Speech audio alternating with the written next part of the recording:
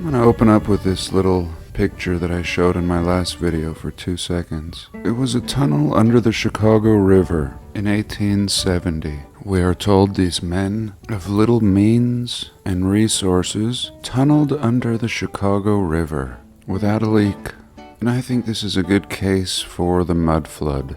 Real quick, if you don't know what the mud flood is, we in this community propose the entire realm was covered by at least 3 feet of mud, almost every city, in an event we call the reset. There are different ideas, of course, to the date of this event, but anywhere from 150 to 300 years ago, this event happened. This event wasn't bad enough to destroy all the buildings, as we can see, but did blanket, once again, most of the realm in what seems like mud.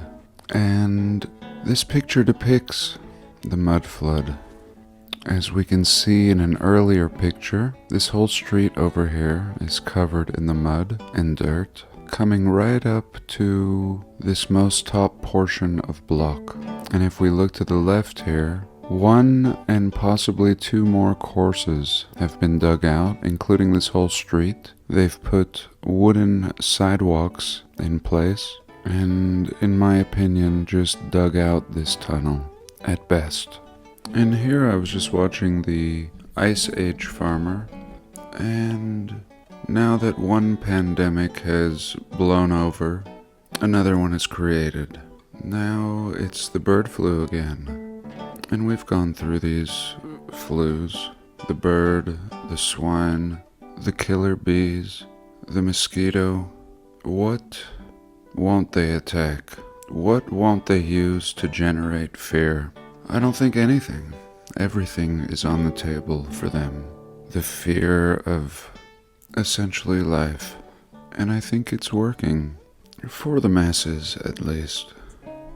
I don't know the numbers exactly, but I'm sure a lot of people have left the cities and moved in to what I would deem less controlled areas. And you are least free in a city. The most strict regulations will be in the city. What and what you can't do with your home and livestock. Really, there's no place for livestock in the city. Many allow chickens and have various limits and regulations. I don't think they allow roosters. And for most people, this doesn't mean anything. Most people will say, who cares? They'll say, I don't have chickens. It's not my problem. While ordering a chicken sandwich in the drive-thru. This is just another way they're hitting us.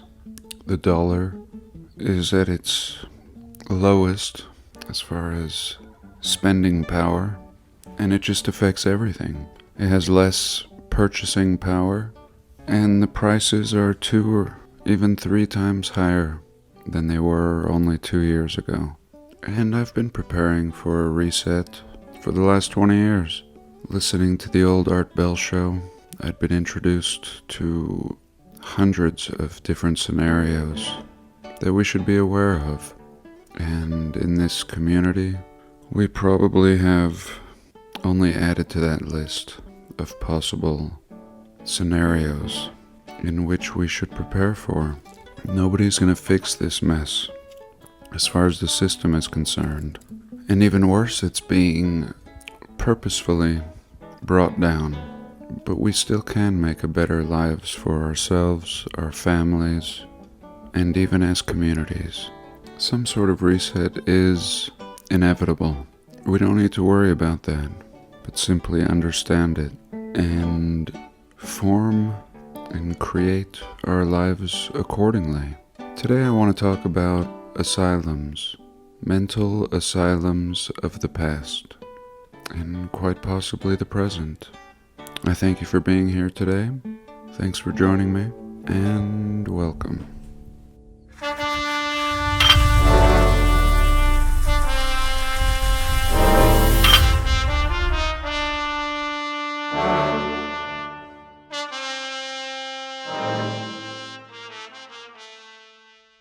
Here I would like to open up with an asylum.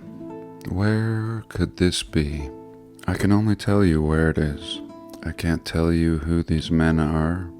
I can tell you the time period. 1877-ish. And where could this be? We could easily play What Is This Building? But it's too late for that. I've already told you it's an insane asylum. Just what one would design. If given all the resources in the world, one can clearly build whatever one wants to house these insane of the 1870s. And this is what they chose as a design. Looking very royal, overly elegant, and very old. Very old. Certainly not recent construction like the narrative will tell us. How many people could you pack into this place? This monstrosity. More, and even some more over here. This insane asylum is so large that until they built the Pentagon, the military Pentagon in Washington, D.C., this was the largest building in North America, possibly even the world, but certainly North America, until they built the Pentagon. And I am suspect of the Pentagon seeming like an old star fort, rehashed. Why not? Everything else has been rehashed, including, in my opinion, this insane asylum. Where is this one? This one is located in the fine state of Ohio, the Columbus State Hospital. Originally completed in 1838, destroyed by fire and rebuilt in 1877. Closed in the 80s, was listed as a historical place 6 years later, but ultimately the structure was demolished between 91 and 96, dragging it out. And here we can see her in 1900. There we go, looking exactly like this photo. Nothing changed from the 70s to the 1900s. Full of tech, and this is not a cathedral. This is tech. Now, they could have easily turned this into a cathedral, and people would have said, of course, there's a cross up here, and one over here. But this is just a Columbus, Ohio insane asylum. And we are told the largest building in North America until the Pentagon was constructed. So how many people did they need to pack into this baby? Of course, I don't believe this narrative for 1 second. This is absolutely not a hospital, but rather a palace. And I don't even really think palaces are palaces. The only reason for so many rooms and windows are some sort of hotel or hospitality. Again, they might have made this into a university if somebody had chosen to designate it this, but instead they would demolish it. No other need could be found. Here we can see it from above, really reminding me of something like the Ponce de Leon Hotel in St. Augustine, Florida. All the spires, every single building has a spire or tech, and in my state of Utah, we have a similar hospital in Provo, not even in Salt Lake, and this baby is from 1885. This is about an hour drive south of Salt Lake City, where the horse and wagon settlers would have settled. This is just way out of the way here. And this hospital was founded in 1886 for the purpose of housing and treating those considered to be mentally ill. And we have to remember that the Mormons started settling in 1865, just a couple hundred people, and later several thousand. But to think that an hour away from the city you would build a hospital, a mental hospital like this, to put your people in. How is this even taking place in the late 1800s? How do you even just approach somebody and detain them and put them in a mental asylum? And why? What reasons? And more importantly, why would you make it look like a castle? The most obvious to me, or perspective to view this narrative, is through the architecture, and that's why I do. Maybe if we were just reading this story, but then we look at a picture like this, and we're supposed to swallow it? Oh yeah, that just looks like a mental hospital of the 1800s. Completely insulting. And the truth is, in the comments for my videos, there is little opposition. Most people attacking my character or speech or something like that, but not the actual theory itself. How does this get here? Why would you build a mental hospital like this? And how did you build a hospital like this? No construction photos. Looking old already. And here's a little look at one in Toledo, Ohio. Once again, seeming more like a beautiful residence of the past, a mud flutter, and turned into an insane asylum. And there were so many, so many. And this baby is still here today. Let me show you what it looks like today. Boom. There you go. So a lot of these massive brick buildings that you see all over the place are still the same buildings. They've just cut them up, chopped the tops off, and any beauty has been discarded, but the core still remains. And really, you just can get lost doing a search for these old asylums. This one is in Athens, Ohio. Same kind of scene again, just looking abandoned. Mind-blowing brick building, way too many rooms.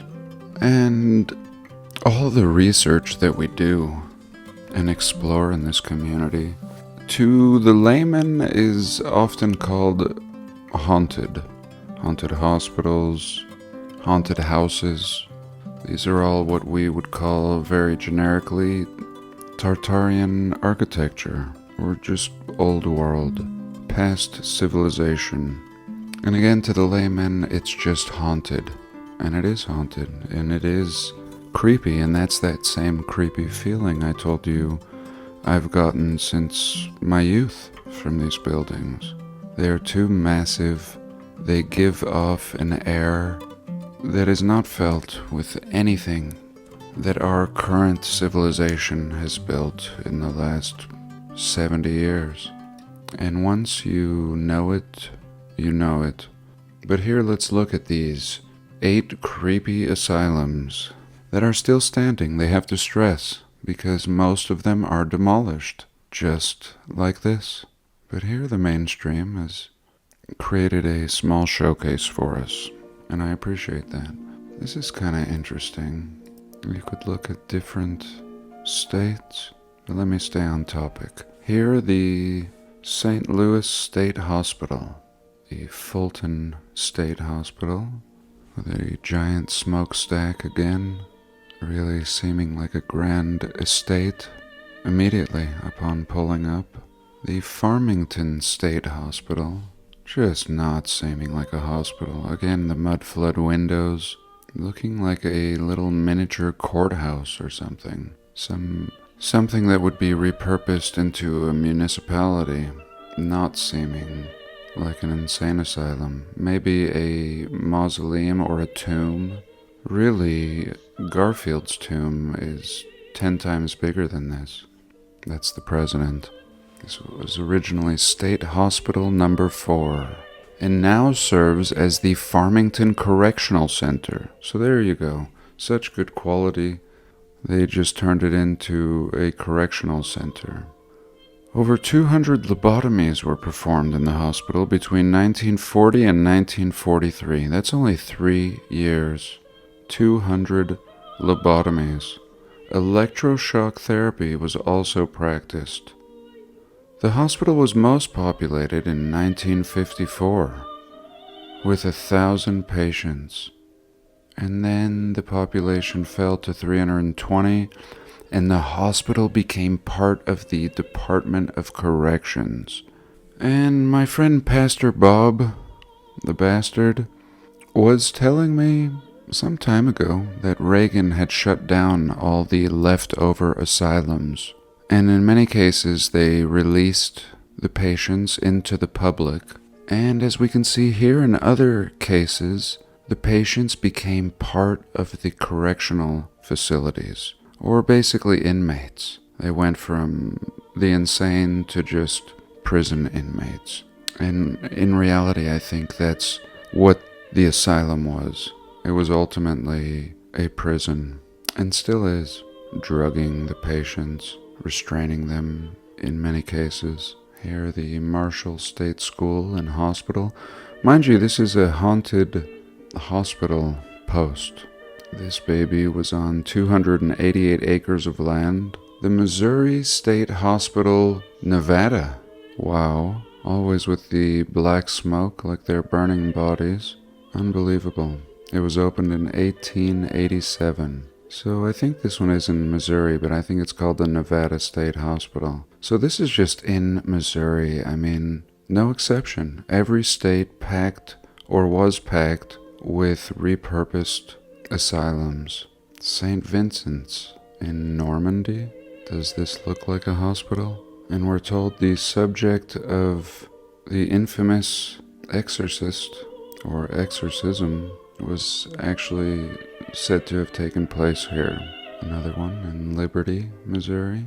And here's a mind-blowing one in Athens, Ohio. And this is just crazy. We could do this in every single state. And again, these could be turned into parliamentary buildings or schools, or they're just a little too massive. I mean, what do you even call this? How do you even repurpose this? I could see why they would just demolish them.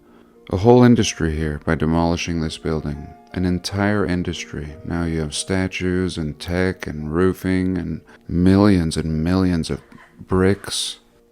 And you can just see them getting smaller in each subsequential picture as time goes on. And it's like I'm at the candy store. Here's one in Ohio, the Massillon State Hospital.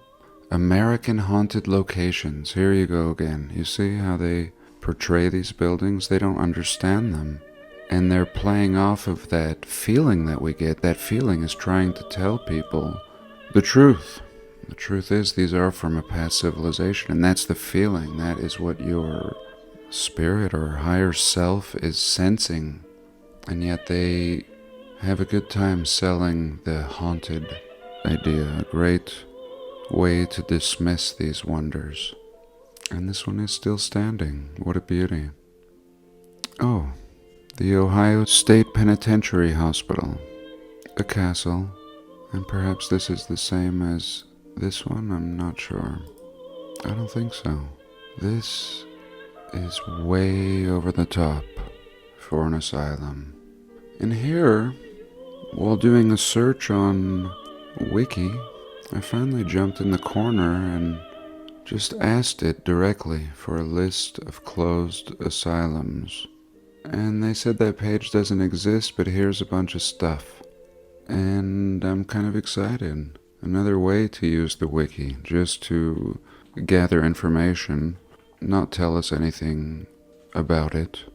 And here's what I found. List of closed asylums, and it just goes on and on. All different states. And then we get down here to the bottom, and what we have is 500 entries. All closed, mind you.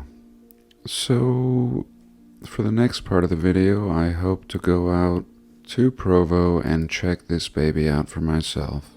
It's said to have a grand amphitheater, one of the largest in the country for its time. Why did the insane need that? And some good boots on the ground might reveal more. And this was a picture shared by Robert Zepper. He was out hiking around in California. I guess this is like some park. And he threw the drone up, and I immediately thought a Babylesque tower. Very inspiring. And this will be like a bonus. Years ago, with the No Forests documentary, along with talking about the nature of this realm in many different aspects, a part of it involved giant trees. And sometimes I think an awakening might start with a piece of the puzzle and evolve from there. I personally believe that many mountains are the remains of giant trees, but I also believe that they are the remains of giant buildings. And ultimately this realm was inhabited by giants, and not just giants 2 or 3 times the size of humans, but quite possibly hundreds of feet larger than the modern human. A comparison that would make us seem like grasshoppers in their sight. And I live in the Southwest, maybe 1,000 miles away from this spot, but this is not unusual to see all throughout the Southwest. And long before I was ever into this research, I still used to notice these spiraling rings, and not just like a perfect spiral or a circle, but definitely an off-centered spiral winding up what we would be told is a mountain or outcropping, but ultimately the remains of a building. And this is the remains of the road that spiraled around and up to the top of this castle. And we see uniform blocks, though they are massive, but again, grasshoppers in their sight. Massive blocks here. And whenever I'm hiking around with Chief, I notice an area of rock outcropping, and no matter what the initial size of the blocks are, they're always pretty similar, as we see here. And down here as well, similar sizes making up the road. They would have used smaller blocks to make the road. And here at the bottom, we see giant blocks that have fallen from the top. And that's what I would tell somebody about our realm if they asked me. Way too much. I mean, way too much for someone. So often I just stay silent. How do I even approach this topic to the newcomer? This plane is infinite. From our perspective, we have not seen the end, and we're not allowed to go past certain points. Not allowed to go too far north, not allowed to go too far south. Isn't that convenient? But we are free.